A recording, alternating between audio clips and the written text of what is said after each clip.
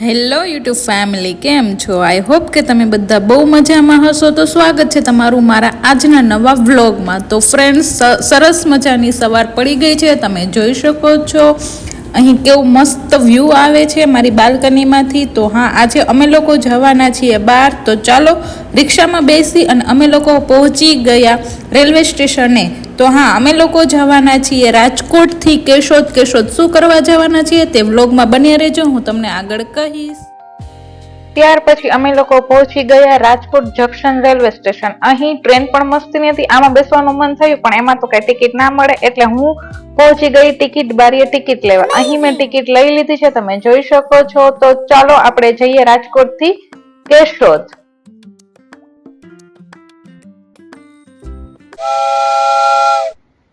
એ પછી અમે લોકો બેસી ગયા ટ્રેનમાં. ટ્રેનમાં બેસીને મેં કહી દીધું રાજકોટ જંકશનને ટાટા બાય બાય. અને હા, ટ્રેનમાં એક મોટામાં મોટી પ્રોબ્લેમ હોય ને તો એ છે જગ્યા મળવી. અને એમાં પણ જો બારીની સીટ મળી જાય તો મોજ જ પડી જાય, કેમ કે ઠંડો ઠંડો પવન પણ આવતો હોય અને વ્યૂ પણ એકદમ મસ્ત દેખાતું હોય. તો તમે જોઈ શકો છો અહીં મેં અને મમ્મીએ સિંગલ સીટમાં જગ્યા મેળવી લીધી છે. મારી સામેની સાઈડમાં મમ્મી બેઠા છે, તો તમે પણ જોઈ શકો છો. મમ્મીને પણ મસ્ત ઠંડો ઠંડો પવન આવે છે અને ટ્રાફિક બહુ હતી. બારી પાસે બેસવાનો આ એક મોટામાં મોટો ફાયદો આ પણ છે કે તમે બહારનું વાતાવરણ એકદમ મસ્ત રીતે જોઈ શકો છો. તમે પણ જુઓ આ કેટલું મસ્ત વ્યૂ અહીંયાથી દેખાય છે. અને આ કયો ડેમ છે ને તે મને કમેન્ટ કરીને જરૂર કહેજો, કેમ કે રાજકોટથી વેરાવળ જે લોકો જતા હશે ટ્રેનમાં એમને તો ખબર જ હશે. કે કમેન્ટ કરી અને મને જરૂર કહેજો.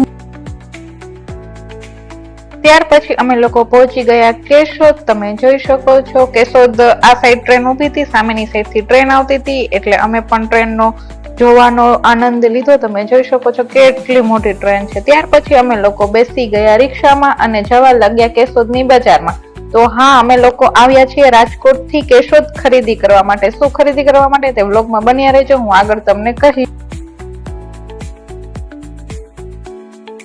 હું તો કેશોદ પહેલી વાર આવી હતી, એટલે મેં તો કેશોદ જોયું નતું, પણ મમ્મી એ જોયું હતું. આ રામ ભગવાનની મૂર્તિ છે. આ કયો ચોક કહેવાય તે કમેન્ટમાં મને જરૂર કહેજો.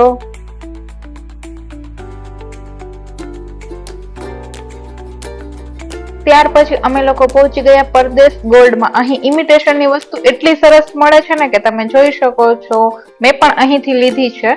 અને ત્યાર પછી અમે લોકો પહોંચી ગયા શાક માર્કેટમાં, કેમ કે શાક પણ લેવાનું હતું. આવું સરસ મજાનું શાક જોઈને મમ્મીને થયું કે લાવને હું પણ લઈ લઉં, કેમ કે ઘરે જઈને રસોઈ તો બનાવવાની છે. તો ત્યાર પછી મમ્મીએ લીધા અહીંયાથી નાના નાના રીંગણા, કેમ કે ઘરે જઈને ભરેલા રીંગણાનું શાક કરવાનું છે. ત્યાર પછી અમે લોકો પહોંચી ગયા અહીંયા સાડી લેવા માટે. તમે જોઈ શકો છો કેવી સરસ મજાની અહીંયા બજાર છે. મેં તો પહેલી વાર જોઈ છે. મમ્મી તો સાડી જોઈને એકદમ ખુશ થઈ ગયા. તો ચાલો આપણે પણ જઈએ અને કંઈક ખરીદી કરીએ. તો મમ્મીને અહીંયાથી સાડી બધી લેવાની હતી. તો ચાલો હું તમને બતાવું કેવું કલેક્શન છે. અહીંયા તમે જોઈ શકો છો કેવી સરસ મજાની સાડી છે. મમ્મીએ તો આખો ભારો બાંધી લીધો સાડીનો. ના, એવું નથી. મમ્મીએ ખાલી 3 જ સાડી લીધી છે. સાડી સિલેક્શન થઈ પછી મેં કરી દીધું અહીં પેમેન્ટ. તમે જોઈ શકો છો.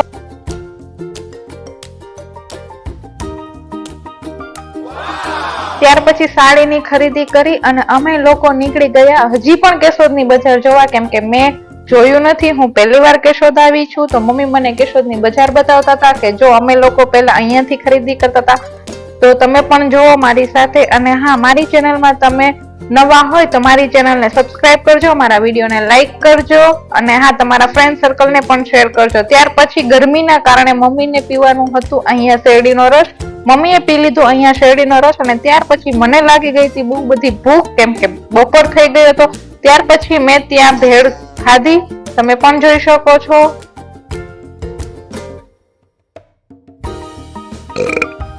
નાસ્તો કરી અને અમે લોકો પહોંચી ગયા કેશોદ રેલવે સ્ટેશને, કેમ કે બપોરની ટ્રેન હતી અને અમારે જવાનું હતું પાછું રાજકોટ, એટલે કે ઘરે. તો તમે જોઈ શકો છો અમે લોકો પહોંચી ગયા કેશોદ રેલવે સ્ટેશને.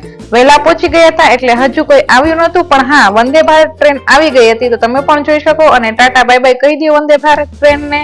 અને હા, ત્યાર પછી અમે લોકોએ ટિકિટ લઈ લીધી અને નીકળી ગયા રાજકોટ આવવા તરફ. તો તમે જોઈ શકો છો આ છે ભક્તિનગર રેલવે સ્ટેશન. ભક્તિનગરથી અમે લોકો નીકળી ગયા ઘરે જવા તરફ. તો હા, તમને આ વ્લોગ કેવો લાગ્યો તે જરૂર કહેજો. તો મળીએ નેક્સ્ટ વ્લોગમાં. બાય.